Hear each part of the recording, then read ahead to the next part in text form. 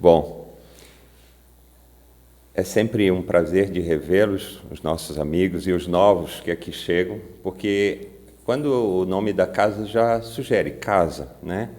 Casa espírita, então é uma casa que acolhe a todos nós e nos deixa assim como se fôssemos, e somos todos irmãos, né? Então, é desejo nosso que se sintam sempre muito à vontade. Nós vamos falar, nessa conversa da noite, sobre o Evangelho de Jesus no Livro dos Espíritos. E tem muita instrução desse livro, porque ele foi o primeiro do Pentateuco Espírita, né? Em 1857. E que esse livro, ele é todo interconectado, ou seja, ele se interconecta com os outros livros. Então, ele é formado de 4 livros. E aí, nós temos no primeiro livro, o livro das causas primárias, que tem tudo a ver com a Gênese. Depois, ele também está no segundo livro, que é o livro dos Espíritos, ou seja, livro dos médiuns. No terceiro, o livro das leis morais, que é o Evangelho segundo o Espiritismo. E o quarto livro, Esperanças e Consolações, que é o Céu e Inferno. Na análise de Kardec, ele seguia 4 passos essenciais do método cartesiano positivista: análise, comparação, dedução e aplicação na prática. Também, para aquilo que era novo, que ele não conhecia, ele usava uma trilogia que remetia a lidar com aquilo que a gente desconhece: observar, comparar e julgar. O método cartesiano é baseado na educação, na dedução pura. Consiste em começar com verdades ou axiomas simples. Os axiomas são verdades inquestionáveis. E nós, hoje, estamos justamente em uma parte desse livro, que é o estudo das leis morais.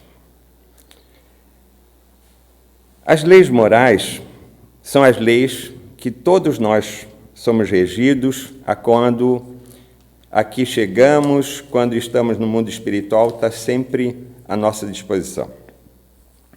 E no Livro dos Espíritos, nós começamos na questão 614, que pergunta Kardec para os espíritos: o que se deve entender por lei natural? E a resposta é assim: a lei natural é a lei de Deus, é a única verdadeira para a felicidade do homem. Ela lhe indica o que deve fazer e o que não deve fazer. Ele não é infeliz se não se afasta dela. Então, essas leis nos tornam pessoas equilibradas, por assim dizer, que nos dão o rumo para a diretriz que nós temos que tomar. E todos os dias, durante a nossa encarnação, a gente tem que tomar muitas soluções, nós temos que fazer decisões, escolhas, enfim, uma série de questões. E vamos ver o que essas leis de Deus nos podem aconselhar, ajudar e saber onde é que ela está. Porque muitos de nós acham que, nossa, onde é que eu acho isso, né? Qual é o livro, onde é que se compra? Eu quero comprar porque eu quero me melhorar, né? Como aquele... Quando a gente gosta muito de uma coisa, a gente vai no Mercado Livre e assim por diante, vai lá e liga e já quer aquilo na hora, né? Mas aquilo passa. E essa lei é aquilo que mora aqui dentro de nós. Então, onde a encontramos? Questão 621. Kardec novamente pergunta: onde está escrita a lei de Deus? E os bons espíritos nos falam na nossa consciência. Agora, a 621b já monta uma outra situação. Posto que o homem carrega na sua consciência a lei de Deus, que necessidade haveria de a revelar? Resposta: o homem a esquecera e menosprezara. Deus quis que ela lhe fosse lembrada. Por isso que hoje, nesta noite, nós estamos aqui, para lembrar o que está dentro de cada um de nós. E muitas vezes a gente se acha totalmente perdido, totalmente vencido. E isso está incutido dentro de nós. Por isso que um fator que nós devemos levar sempre para a nossa vida, que está contido na nossa reforma íntima, é o conhece-te a ti mesmo. Porque se nós já temos essas informações, por que ainda sofremos? Por que ainda acontecem tantas desgraças? Por que nós cometemos tanta dificuldade para o nosso próximo, né? Então, fica aqui para a gente começar a se questionar. Na 647, antes de a gente começar exatamente nas leis, toda a lei de Deus está contida na máxima de amor ao próximo, ensinada por Jesus? Pergunta Kardec. E os bons espíritos respondem: certamente, essa máxima ensina todos os deveres do homem entre si. Mas é preciso mostrar-lhes a aplicação de outra forma. Eles podem negligenciá-la, como fazem ainda hoje. Aliás, a lei natural compreende todas as circunstâncias da vida e essa máxima não é dela, senão uma pequena parte. Os homens necessitam de regras precisas, pois os preceitos gerais e muito vagos deixam muitas portas abertas à interpretação. E isso já dá uma diretriz para a gente. A porta estreita, aquela que a gente já ouviu falar, pode ser na Igreja Católica, enfim, ela precisa ser estudada, nós precisamos nos conhecer, nós precisamos conhecer Jesus, nós precisamos conhecer Deus. Porque ainda muita gente que faz mistura entre Deus e Jesus, né? Tem tanta dificuldade de compreender o Criador, a criatura. E se não houver uma definição, a gente fica perdido mesmo. Qual é o sentido para a gente conhecer essas coisas? É saber que somos espíritos eternos e que assim que fecharmos os olhos aqui, a vida continua. Opa! O espiritismo mata a morte, não no sentido da matéria, mas do espírito. Continuamos vivenciando todo aquele tormento nosso aqui, lá do outro lado é igual. A dificuldade que não resolvemos aqui, de novo lá. E por que estamos aqui encarnados? Por que estamos na nossa família, no nosso grupo espírita, com alguns parceiros, né? Porque nós estamos interconectados. Como diz aqui no começo, a doutrina espírita, os livros, o Pentateuco. Um começa, o outro complementa, e assim segue, e assim nós vamos fundamentando o nosso conhecimento. Então é muito importante a gente ter o entendimento. E agora, nós vamos saber, por exemplo, quais são essas leis.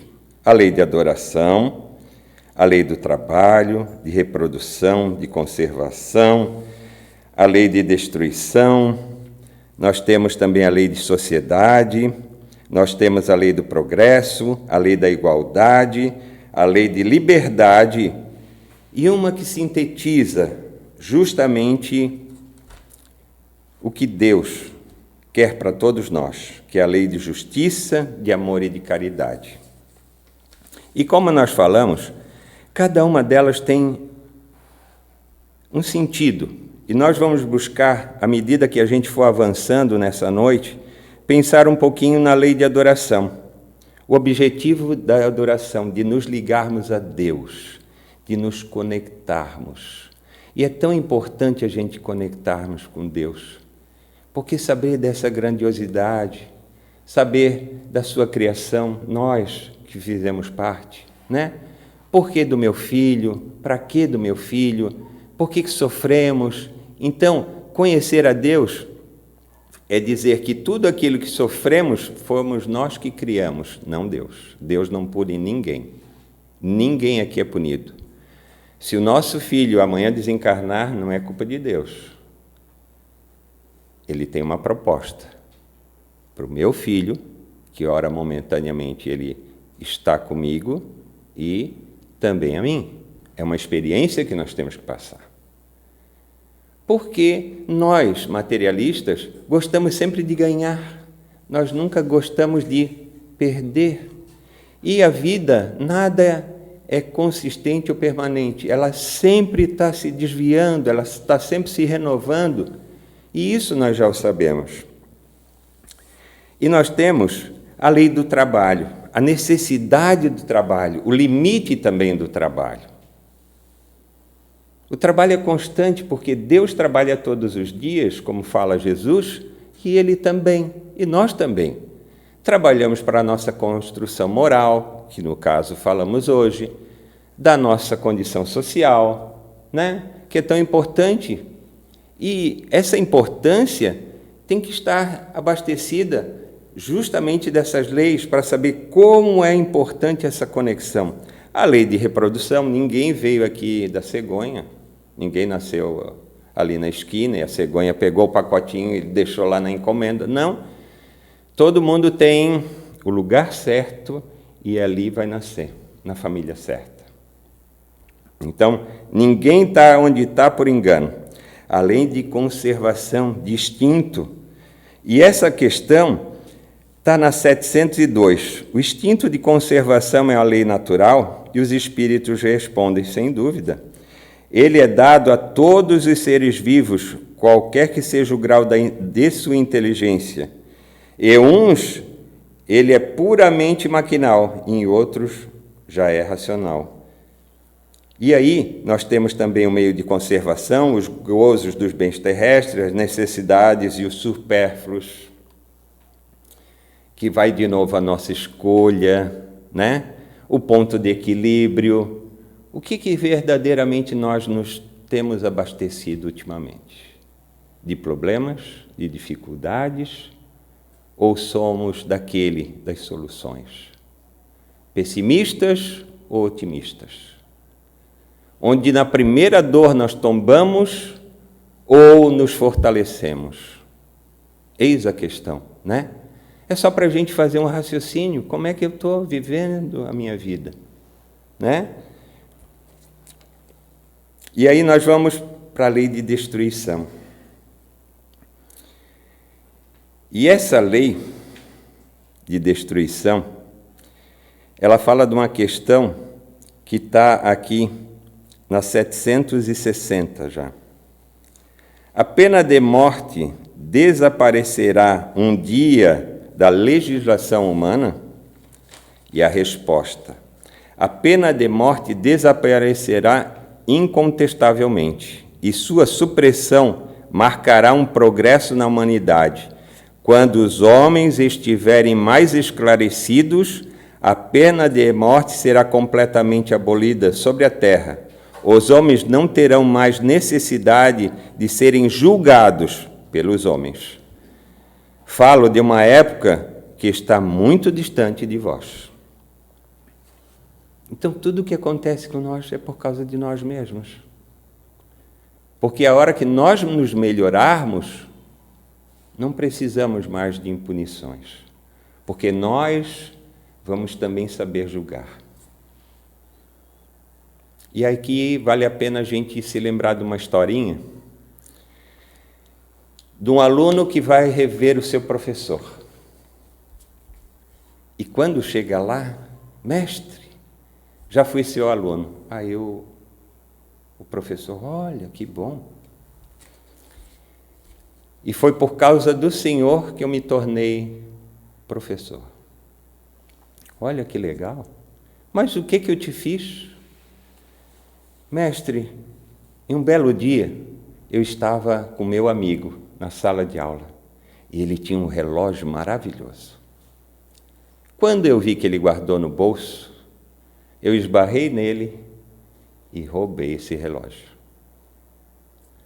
Botei ele no meu bolso e esse amigo não demorou muito tempo, deu start nele, ele roubaram o meu relógio.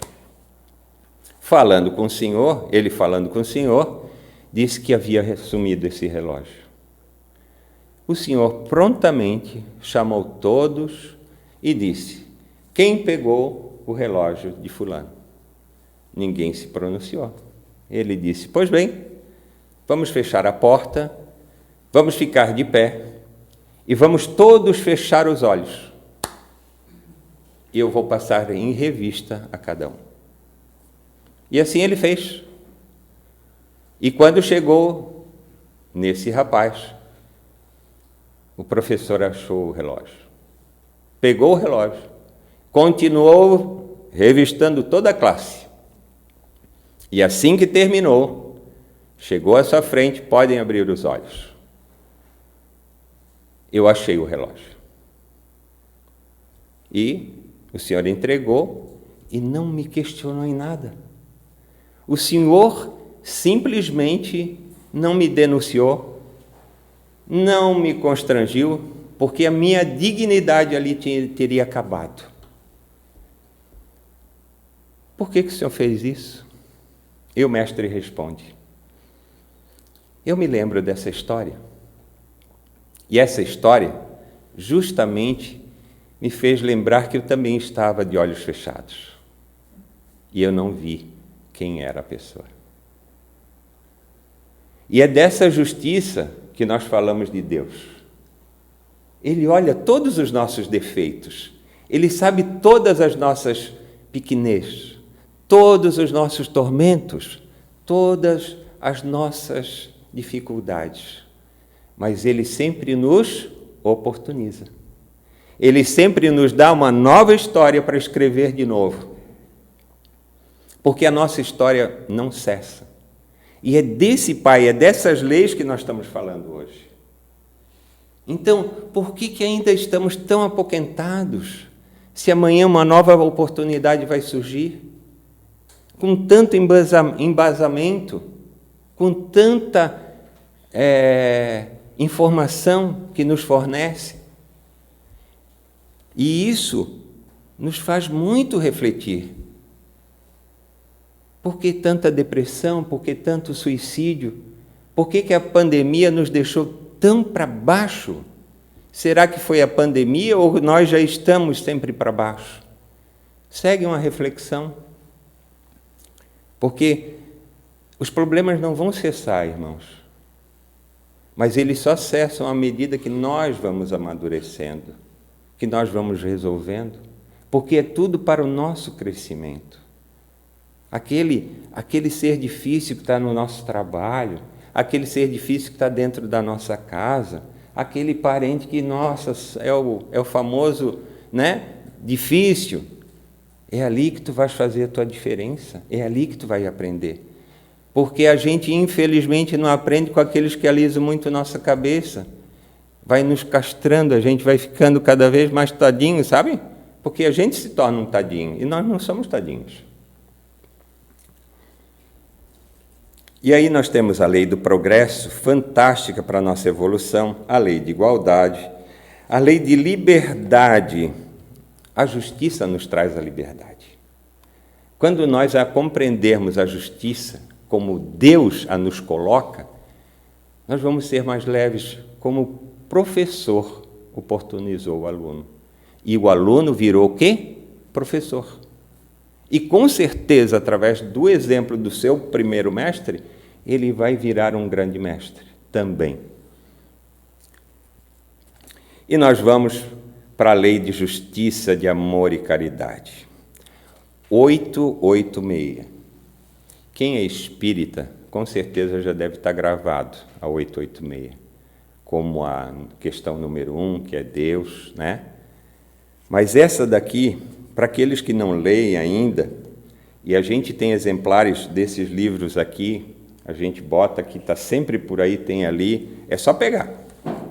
Mas livro na prateleira não é para levar, o livro para ser lido, para ser estudado, para ser vivenciado.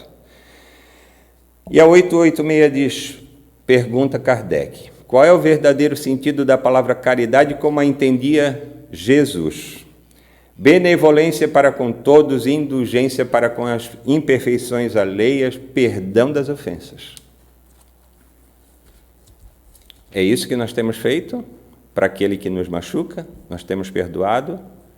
Ou nós estamos botando, não, ele fez errado, ele tem que ser punido?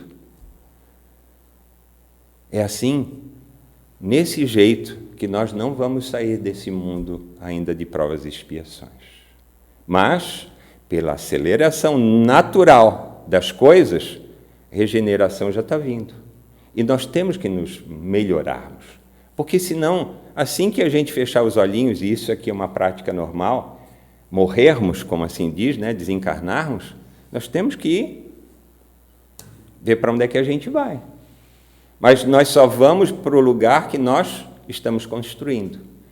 Qual é a tua morada que estás construindo dentro do teu ser, dentro da tua vida?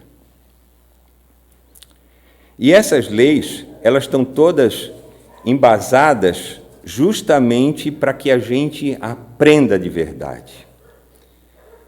E uma coisa que sempre tem abastecido a minha vida, principalmente ultimamente, na hora da aflição, vem uma palavra que toca Jesus no nosso coração.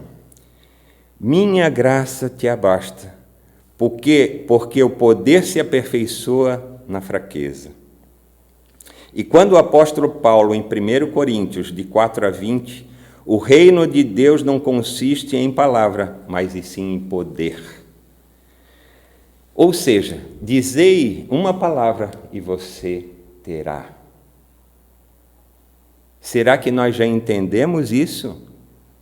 Minha vida não está boa. O que é que eu estou escolhendo? O que é que eu estou pensando? O que é que eu estou vibrando? É isso. Essa é a questão. Minhas escolhas, meu pensamento, é que vão determinar a vida que eu tenho. Eu posso mudar isso? Posso. Existem duas coisas muito importantes que a gente sempre entende na vida, né? Nossos filhos são sempre assim, a gente pensa que eles se mexem pela necessidade e a vontade. Muitos têm necessidade, mas não têm vontade, não saem do lugar. Outros têm até vontade, mas não sabem por que estão fazendo aquilo, perderam o sentido. Que estranho, a gente precisa ter algum sentido para ir para frente, tendo Deus, tendo Jesus como exemplo, e aqui junto das leis naturais, das leis divinas, está contido na questão que eu não vou nem citar, mas qual o espírito mais evoluído que se colocou na Terra, que ajudou a construir mais dentro de cada um de nós as leis divinas? Jesus. Mestre amado Jesus. Então, quando nós verdadeiramente sentirmos Jesus, vivermos Jesus, como Jesus sentia, tem uma letra do Padre Zezinho, que uma vez eu falei aqui, que falava, sentir o que Jesus sentia, ouvir o que Jesus ouvia, porque ao chegar ao fim do dia, eu serei um pouco mais feliz. E é isso que nós devemos, sair justamente do nosso buraco ao qual nós colocamos.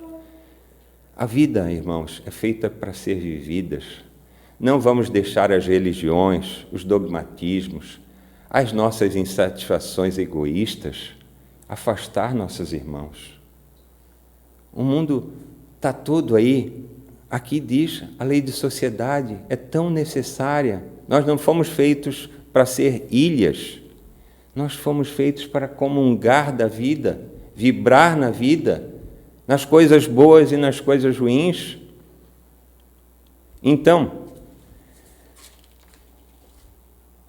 aqui, nesse livro, que é o livro que é No Rumo do mundo de regeneração, que o Igor está lendo, que o Cabral já leu, com certeza, fala de uma questão muito importante. No capítulo 2, ela fala assim: quando os seres humanos compreenderem que o mundo é feito de ressonâncias, os seus pensamentos e condutas obedecerão diferentemente critério seletivo. E o que é ressonância? Nós fomos lá pesquisar. É o fenômeno físico que ocorre quando uma força é aplicada sobre um sistema com frequência igual ou aproximado da frequência fundamental. Ou seja, quando nos conectarmos verdadeiramente com Deus, aí, com certeza, não vamos mais titubear, não vamos mais procrastinar, deixar para amanhã tudo aquilo que nós temos que fazer hoje. Agradecendo sempre a Deus, aos bons espíritos amigos que nos trouxeram hoje aqui. Muitas pessoas achavam, e nós, né, até conversando, nós aqui da Casa Espírita, segunda-feira não vai ter ninguém. Olha, pode ter uma pessoa, mas que ela venha aberta e que ela possa receber todo esse manancial de informação que é a doutrina espírita, né? Essa terceira revelação que Jesus nos deixou e que nós temos que vivenciá-lo não só no pensamento, mas também na prática. E sendo assim, nós agradecemos a atenção dispensada e vamos encerrar por aqui.